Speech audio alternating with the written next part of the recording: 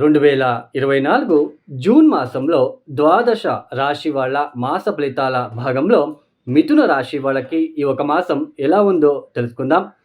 దానికన్నా ముందు ఎవరైతే ఈ వీడియోని చూస్తున్నారో లైక్ చేయండి, షేర్ చేయండి, సబ్స్క్రైబ్ చేసుకోండి.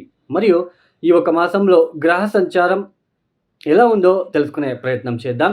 ఇక్కడ ముఖ్యంగా రాహు మీన రాశిలో సంచారం, కేతు కన్యా రాశిలో సంచారం, ఇక్కడ వృషభంలో గురువు గారి సంచారం చేస్తున్నారు, శని కుంభరాశిలో సంచారం చేస్తున్నారు. ఈ మాసమంతా కూడా కుజుడు మేషరాశిలో సంచారం చేస్తున్నారు.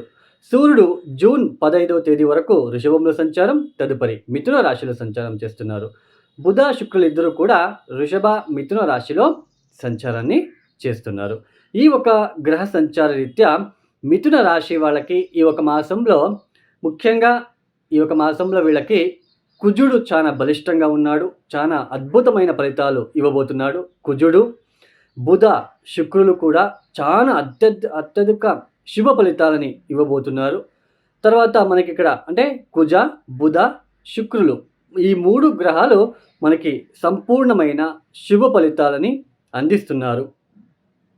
అంటే గత మాసంలో ఏదైతే మిథున రాశి వాళ్ళు ఈ ఉద్యోగం విషయంలో టెన్షన్స్ పడి ఉంటారు. చాలా టెన్షన్స్ అయితే వీళ్ళు ఫీల్ అయ్యి ఉంటారు. అంటే ఉద్యోగం వెళ్ళిపోతుందేమో, ఉద్యోగం ఇంకేం మిస్ అయిపోతుందేమో, ఉద్యోగం పోగొట్టుకునేలాగా ఉంది. అంటే ఉద్యోగం గురించి టెన్షన్స్ అనేది ఎక్కువ పడి ఉంటారు.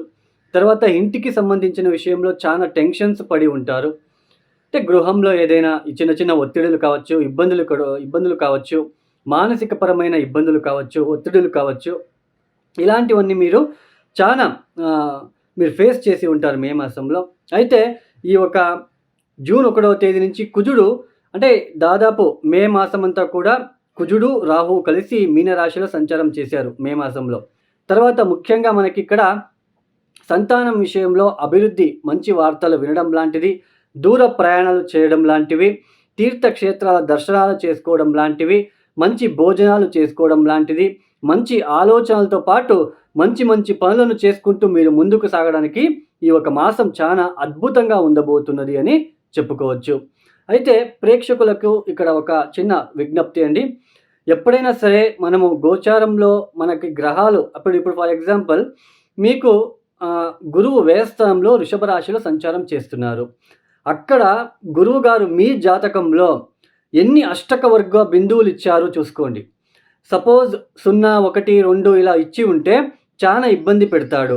అదే 4, 5, 6 ఇచ్చినట్లు కనుకైతే ఆయన చాలా బలిష్టంగా ఉన్నాడు అని అర్థం. అంటే అష్టక వర్గ బిందువులు చాలా ముఖ్యమైనదండి. అష్టక వర్గ బిందువులు బాగున్నట్లు కనుకైతే ఆ ఒక గ్రహం ఆ ఇంటికి గోచారంలో వచ్చినప్పుడు మీకు మంచి ఫలితాలు ఇచ్చి వెళ్తారు. సో ఇది గుర్తుంచుకోండి. అయితే ఈ జూన్ మాసంలో ఈ యొక్క మిథున రాశి వాళ్ళకి అయితే చాలా అద్భుతమైన ఫలితాలు రాబోతున్నాయి. ఆర్థిక పరంగా కావచ్చు, ఉద్యోగపరంగా కావచ్చు, వ్యాపార పరంగా కావచ్చు, మీ యొక్క ఆలోచన విధానం కావచ్చు. అంటే బుధుడు మీ యొక్క జన్మరాశికి అధిపతి అయిన బుధుడు జన్మరాశిలో ఉంటున్నాడు. బాగా ఇంటెలెక్చువల్గా ఆలోచిస్తారు. అంటే థింకింగ్ లెవెల్ అనేది బాగా ఉంటుంది. మైండ్ షార్ప్గా పనిచేస్తూ ఉంటుంది. ఈ ఒక ఏదైతే మీరు చతుర్థ స్థానంలో కేతు వలన, దశమ స్థానంలో రాహు వలన, మీరు వ్యయస్థానంలో ఉంటున్న గురువు వలన ఎన్ని ఇబ్బందులు పడినప్పటికీ మీ ఒక ఆలోచన తెలివితేటలని యూజ్ చేసుకొని మీరు ముందుకు సాగుతూ వెళ్తారు. అంటే ఎన్ని ఇబ్బందులు వచ్చినా వాళ్ళని పట్టించుకోరు. మీ యొక్క టాలెంట్ అనేది పెరిగి ఉంటుంది. సో అన్ని పక్కన పెట్టేస్తారు. ఆలోచించే ఒక మాసం అయితే ఇది కాదు. చాలా అద్భుతమైన ఫలితాలు రాబోతున్నాయి. ఆర్థిక పరంగా కావచ్చు, ఉద్యోగ పరంగా కావచ్చు, సంతానం విషయంలో కావచ్చు, వేడుకలు లాంటివి ఏదైనా మంచి ఫంక్షన్స్కి వెళ్ళి హాజరయ్యి అక్కడ శుభోజనాలు మంచి భోజనాలు చేసుకోవడం లాంటివి, ఇటువంటి మంచి శుభ ఫలితాలు ఈ ఒక మాసంలో ఎక్కువగా ఉంటాయి మీకు మిథున రాశి వాళ్ళకి.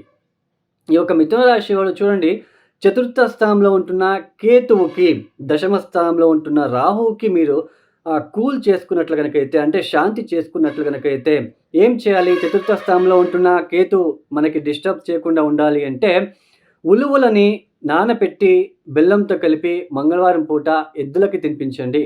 జన్మజాతకం అంటే గోచారంలో ఉంటున్న చతుర్థ భావ స్థిత కేతుగ్రహ దోష నివారణ అవ్వాలని మొక్కుకొని ఆ ఉలువలకి పూజ చేసి, ఆ ఉలువలు కూడా కొద్దిగా క్వాంటిటీ ఎక్కువ తీసుకోండి.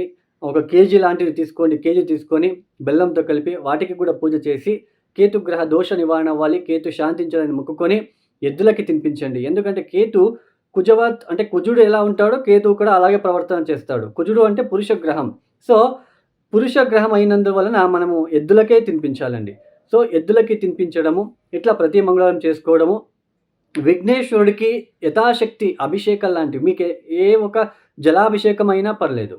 జస్ట్ నీళ్ళతో అభిషేకం చేసినా చాలా మంచిదే. గణపతి స్తోత్రాలను పఠించడము. శనివారం పూట ఈ నల్ల మినుములతో చేసిన వడలను కాలభైరవేశ్వరుడికి మనము వేయడం లాంటివి, హారం రూపంలో వేయడం లాంటివి చేసుకున్నట్లు గనకైతే చాలా కూల్ అనేది లభిస్తుంది. తర్వాత విష్ణు ఆరాధన, విష్ణు సహస్రనామ వినడానికి ప్రయత్నం చేయండి. లేదా చెప్పుకోవడానికి ప్రయత్నం చేసుకున్నట్లు గనకైతే మరిన్ని శుభ ఫలితాలు పొందుకోవచ్చు.